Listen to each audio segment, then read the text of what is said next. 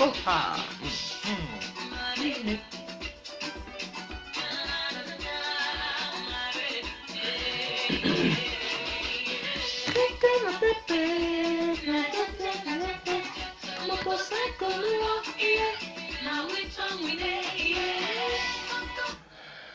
Ok. Bonsoir, hein. Bonjour, bonsoir, chers téléspectateurs. Ça dépend du moment où vous m'écoutez. Bienvenue sur Urinews TV. Bienvenue sur votre plateforme de dénonciation des violations des droits humains au Cameroun et en Afrique. Bienvenue sur votre net plus ultra de l'actualité des droits de l'homme au Cameroun et en Afrique. Michel Biemtong, votre humble serviteur, toujours à votre service. Alors, je suis également, je suis également présent sur Facebook. Le compte est intitulé Michel Biemtong, Biemtong, B-I-E-M, en un mot, T-O-N-G en un autre mot. Je suis également présent sur Twitter. Je vous invite également à cliquer sur www.urinews.com pour être au parfum de l'actualité des droits de l'homme au Cameroun.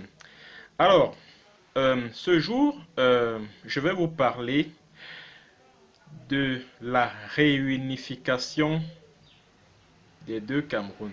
Réunification entre guillemets. Mais avant, je vais d'abord m'excuser auprès des internautes parce que sur ma page Facebook, j'ai annoncé un sujet sur un message que j'avais à adresser à ceux qui, actuellement, sont en train de lever des fonds, sont en train d'organiser des fundraising à travers la République pour soutenir les victimes de la crise anglophone au Cameroun. Donc, dans le cadre de la mise en application du plan d'assistance humanitaire d'urgence mis en place par Paul Biya, etc., etc. Mais je ne vais plus faire ce sujet parce que je suis très content que les réfugiés du Southern Cameroun qui sont basés au Nigeria aient refusé cette aide-là. Pour ça, vraiment, je vais me permettre d'applaudir des deux mains. Voilà donc un peuple. J'applaudis des deux mains. Vraiment, chers réfugiés du Southern Cameroun. That is very good. That is very good that you have refused this goods from la Republic government. It's very, very good. Vraiment, je vous tire un coup de chapeau pour cela. Parce qu'il est inadmissible qu'un régime dictatorial, qu'un régime qui est réputé pour sa sauvagerie, sa barbarie, sa brutalité, ait depuis 57 ans, sans le moindre accord de l'Union, avec ses dirigeants, envahi un territoire, imposer ses lois à tout un peuple, imposer ses dirigeants, soumettre ces populations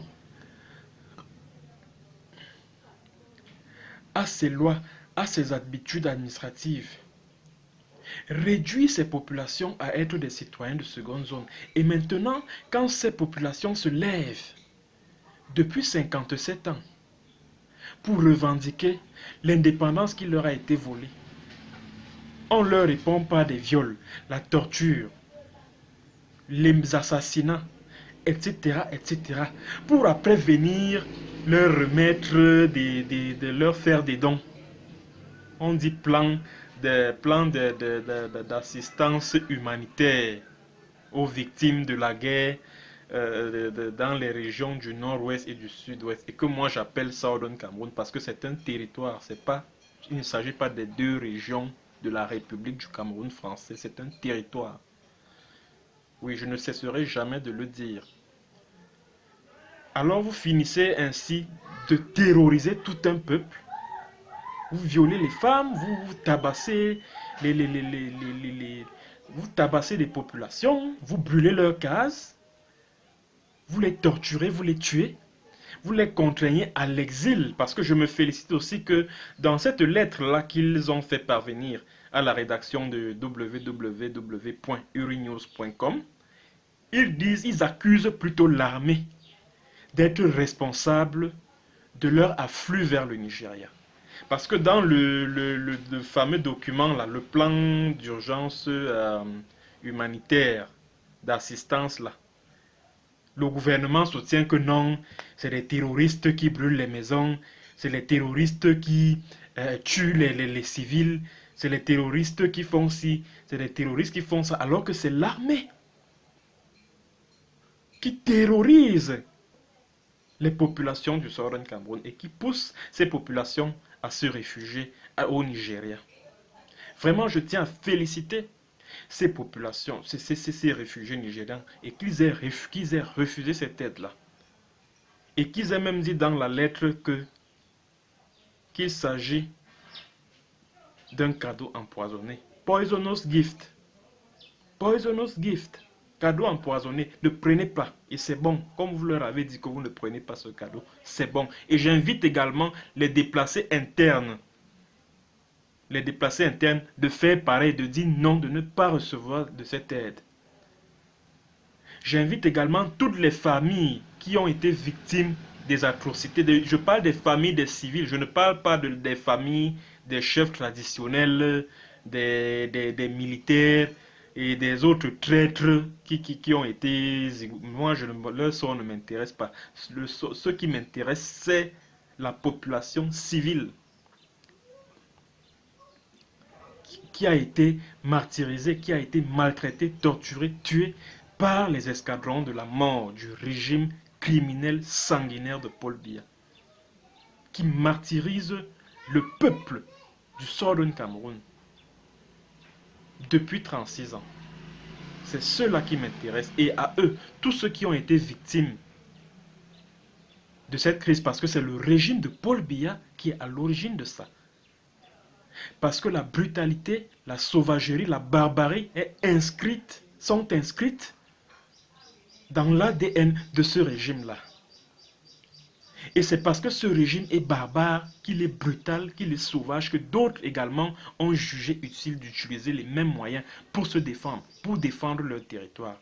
Et tous ceux qui ont été victimes de tout cela, vraiment ne refusaient l'aide du régime de Paul Biya, parce que c'est une aide empoisonnée.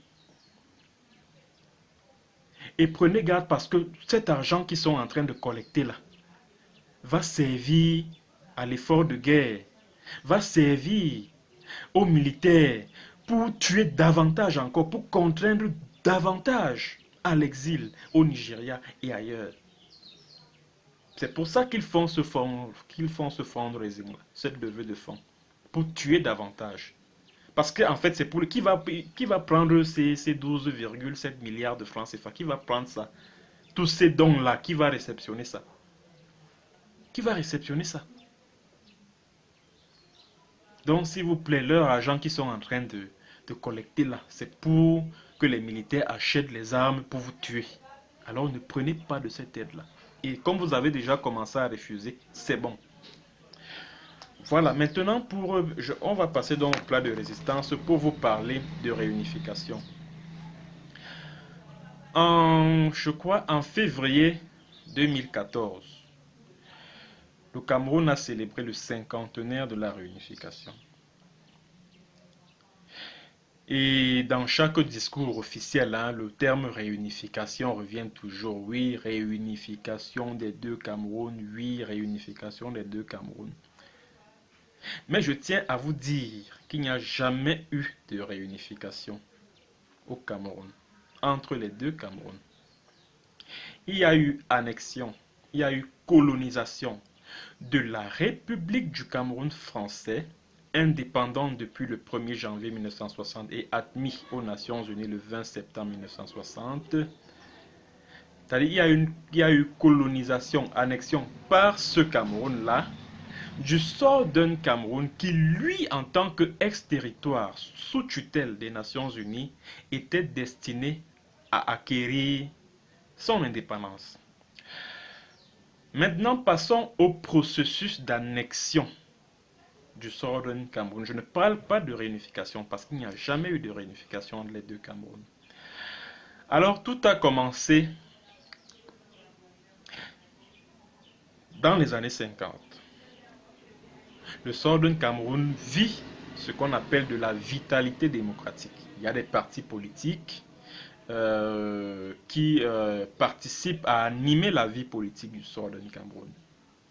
Il y a des populations qui jouissent d'une liberté d'expression, liberté de presse, etc., etc. Bref, la vie politique est vraiment assez dynamique. Alors, en 1954, je crois, si mes souvenirs sont exacts, Ndele est élu Premier ministre. Il est élu Premier ministre du Southern Cameroun après que le Southern Cameroun se soit détaché du Nigeria pour devenir un territoire autonome. En 1954, Ndele est élu Premier ministre du Southern Cameroun. Puis ce sera John Gufongcha en 1959. Alors, au moment où le Southern Cameroun doit accéder à l'indépendance, l'ONU organise à Mamfé, du 10 au 11 août 1959, une conférence pré-plébiscite. Donc, l'ONU avait envoyé un expert à Mamfé qui s'appelait Sidney Philipson. C'est lui qui coordonnait la conférence pré-plébiscite parce qu'il y avait plusieurs tendances au sein de la classe politique et au sein même de la population.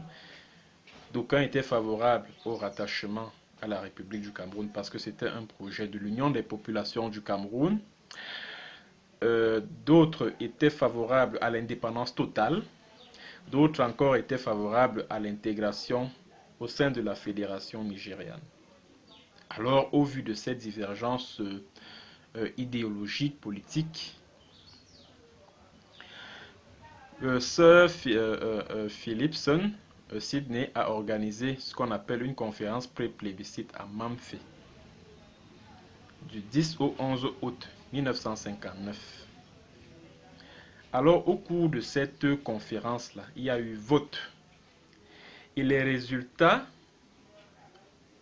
de ce vote-là, et les résultats qui découlent de ce vote, sont que 67% de conférenciers, donc des membres de la délégation qui étaient présents, ont choisi que le plébiscite porte sur deux questions. Souhaitez-vous intégrer le Nigeria ou alors faire sécession du Nigeria et créer un État indépendant? Voilà les deux seules questions que les populations du Southern Cameroun ont choisi pour subir lors du plébiscite. Mais malheureusement, l'ONU, l'Angleterre, la France et autres ont engagé des tractations et patatras, la question sur le rattachement à la République du Cameroun a été imposée aux populations du Southern Cameroun. Je ne sais pas si vous me comprenez et je m'adresse à certains francophones égarés là. Je m'adresse particulièrement à vous. Parce que les anglophones, eux, ils connaissent, ils savent ce que je suis en train de dire là. Eux, ils connaissent déjà ça. Alors, l'ONU leur impose donc le rattachement avec le Cameroun. Ils acceptent. Ils disent, bon, puisqu'il en est ainsi, on y va. Parce que eux, les leaders du Southern Cameroun se disaient que réunification avec le Cameroun signifie que les deux Camerouns formeront une fédération à deux États au pouvoir égaux. sont allés au plébiscite le 11 février 1951 et puis voilà, le Southern Cameroun est allé, a choisi de se rattacher au Cameroun. Après le 11 février, le 21 avril 1961, l'ONU vote une résolution, la résolution 1608, qui prescrit que des pourparlers soient engagés entre les deux gouvernements, la République du Cameroun d'un côté, le Southern Cameroun de l'autre, et l'Angleterre, donc l'autorité administrante, en vue de l'élaboration des politiques. On n'a pas dit d'une politique, mais des. Donc de deux politiques concertées. Donc il devrait y avoir concertation. Et déclarer veut dire qu'il devait avoir un accord, parce que généralement quand on dit pour parler, ça veut dire qu'à la fin vous devez en sortir avec un accord écrit qui est déposé au secrétariat des Nations Unies. Or, qu'est-ce qui se passe à Fombane? Au lieu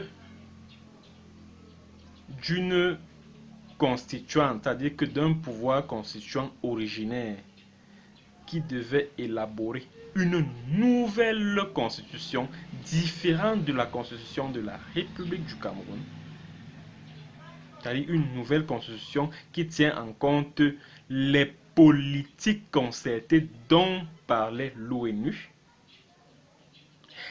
Ahidjo et ses constitutionnalistes français ont plutôt soumis aux autorités du Southern Cameroun, c'est-à-dire que de l'autre Cameroun, du Cameroun voisin de la République du Cameroun, qui était indépendant depuis le 1er janvier 1960,